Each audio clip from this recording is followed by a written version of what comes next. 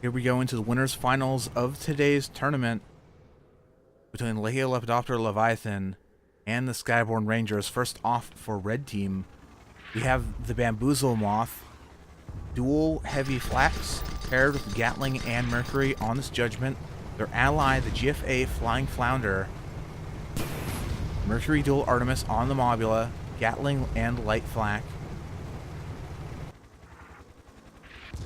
Their opponents, we have the Snord Stoop Bop Stop, Lumberjack, Mercury, Light Flak, Minotaur, paired with the Victor Magnuson. Magnate with left side Light Carronade Hades, Heavy Flak, Gatling Mortar, Huasha on the right. Finally some long range builds, and already the damage hooking into the Flying Flounder down to 20% permahull. Now this is the scenario that Skyborne is very comfortable in. Long range fights, picking their opponents away with Lumberjacks, Mercuries, and Hades. And they've definitely have control of this situation. Now it's kind of interesting because this is the first time that I've seen Sunstrom bringing a Magnate, perhaps in part due to the recent stat buffs. Sunstrom has been known in the past to be very fond of other long-range heavy ships like the Mobula and the Judgment. But taking another look at this Magnate, with I guess the dual piercing here, I'm kind of surprised the Mercury and Hades can arc together on that left side. But that gives them a huge piercing advantage versus their opponents.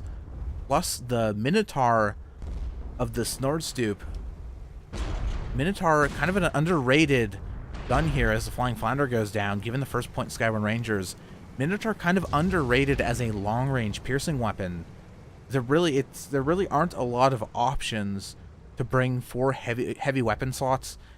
There's the Lumberjack, which does a little bit of does some armor damage, but doesn't really arc well in this right-facing slot. So we've been seeing a lot of Minotaurs brought on these judgments in the recent weeks and months. Now, Victor Magnuson taking a very aggressive forward position. I'm kind of surprised about this. Maybe trying to push the Bamboozle Moth to the edge of the map, which they have done. Take control of Lepidoptera's spawn zone.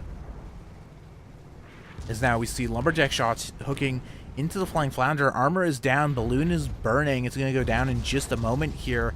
Minotaur also halting the advance of the Mobula. No explosive follow-up damage on the Mobula, popping Drogue Shoot to try to stay in the air. Bamboozle Moth has rejoined their ally to focus here on Victor Magnuson. Bamboozle Moth opting, they have no disable weapons in their heavy weapon slots, opting instead for dual heavy flak, which possibly a mistake here because the weapon advantage, because blue team has much better disable potential. They can force red into a repair cycle, which ultimately, even if you're bringing higher DPS guns, if you're forced to spend all your time repairing, your damage output is ultimately going to be stunted, which is one of the issues with those like the flak only builds, is they just don't work in the modern metagame. And not just the modern metagame, that's always been the case. Disable has always been extremely strong. As now Flying Flounder left on their own, armor is down. Maybe we'll see some explosive damage this time.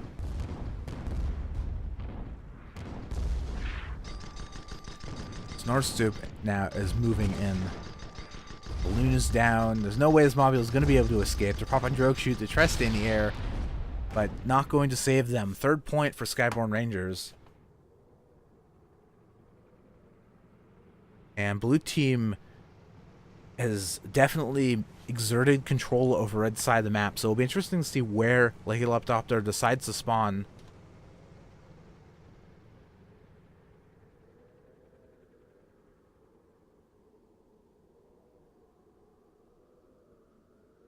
Seems they're taking the northmost point on the map as the Skyborne Rangers move southward, which is honestly kind of a surprise.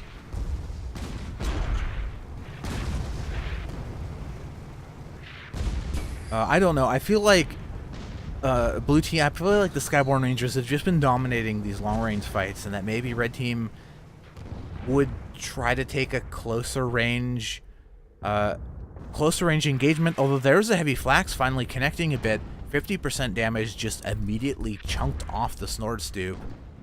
The one issue is the Flying Flounder is really kitted out for long range only because they have that Merc. Unlike Hades, Mercury has very restrictive medium to close range arcs, whereas Hades can kind of be used at close range. So that's probably one of the reasons that red team is opting to go for this long range spawn. And now Snortstoop is getting picked away. They're very low, just barely able to rebuild their armor before they die. And at the same time, Bamboozlemoth has been getting the wrong end of the Victor Magnuson. Just that dual piercing doing so much damage, especially to this big target that's pretty slow. It's not going to be able to dodge any of the incoming fire. So the dual piercing just kind of running away with their armor. Now blue switching focus to the Flying Flounder.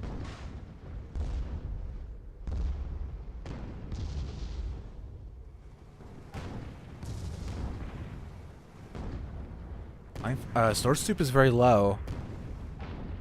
Down they go. First point for Legio, Lepidoptera, Leviathan. Let's see if they're able to capitalize. They need to move in and they need to make sure their armor stays up, because both the red ships did take some damage in that fight.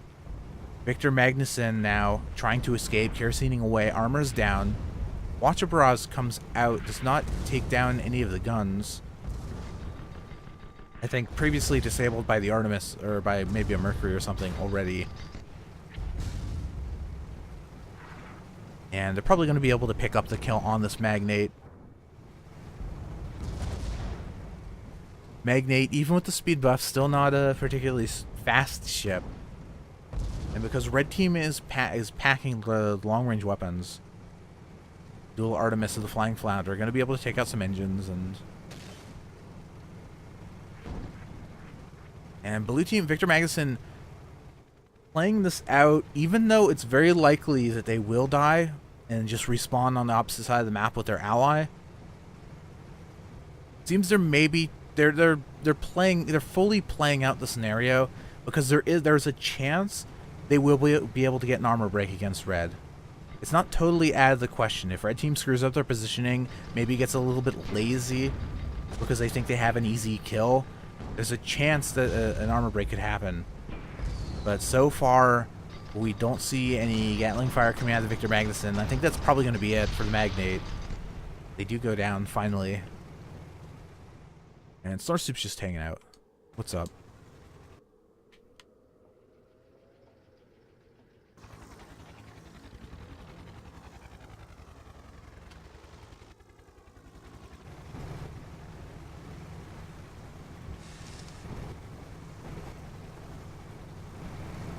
I'm sorry, I'm just watching this this heavy flak pop into the top of the Judgment. I'm sure this is a great viewing experience for everyone. And here we go. Both teams finally reset back to neutral. Red team defiantly pushing Skyborne Rangers out of their spawn, but the cost is about half health on both the red ships. So blue team going to have a very strong advantage going into the next and potentially final fight. They only need 2 points to take this game. And in these long range engagements where ships are kind of being picked away, armor keeps going down, a lot of piercing on both sides, health is your biggest asset. And in that case, blue team has a huge advantage. Already, I don't know how to use the camera anymore. Already, Flying Flounder taking a lot of balloon damage. Balloon is down. Armor almost down as well, as blue decides to switch focus to the Bamboozlemoth. Armor on Judgment getting picked away as well. Snortstoop has taken some damage too, but I think Bamboozlemoth is going to be the first to lose their armor when they hit the ground. Balloon being suppressed by the Lumberjack. which again, you see the disable heavy setup from blue team's judgment compared to red just allows Snortstoop to dictate the terms of the engagement in a way that Lepidoptera is unable to. They have no way, red team has no way to deal with this balloon popping. They can try to keep the Artemis, they can try to use their Artemis to keep Lumberjack disabled, but it really only does so much, because then if their Flying Flounder is focusing on the Snortstoop, it means the Victor Magnuson gets to just unload their DPS potential. It's tough.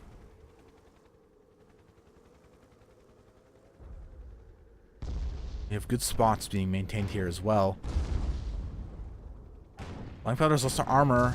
I think this might be a kill. They need a fast rebuild. Balloon is down. Drogue shoot.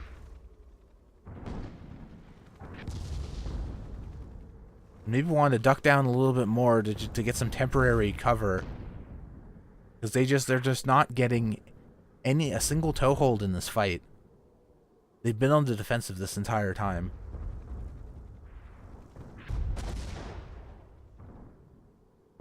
Finally, spot being erased on the Flying Flounder. Probably what they were trying to do is maintain spots for their ally, because the Bamboozle Moth had already ducked behind the cloud earlier to disengage their own spot. So if the Mobula is able to maintain spots for them, they can effectively semi-blind fire through the cloud while remaining safe themselves. But it seemed like they maybe got a spot underneath the cloud. Spot from the open air underneath.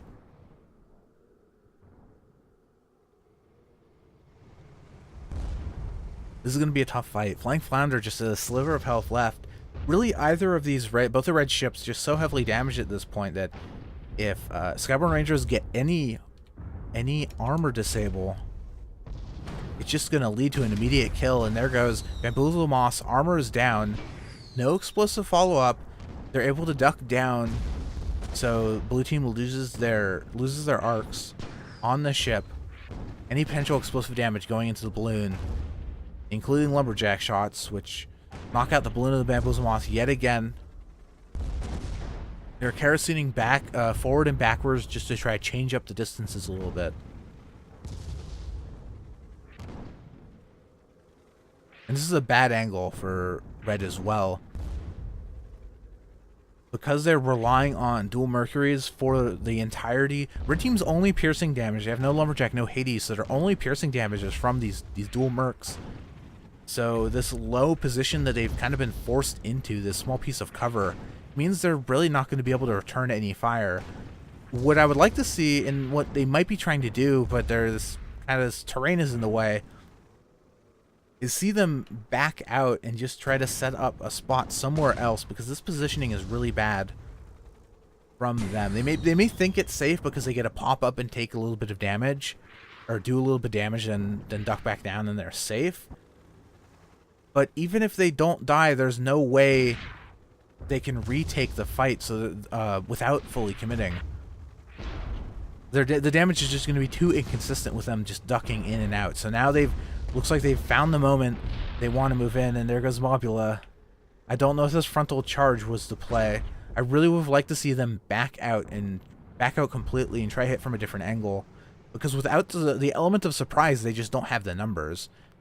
Like I said, they've taken too much damage, and at a certain point, you have to be, if you're at a significant numbers disadvantage, you have to use tactics to make up for it.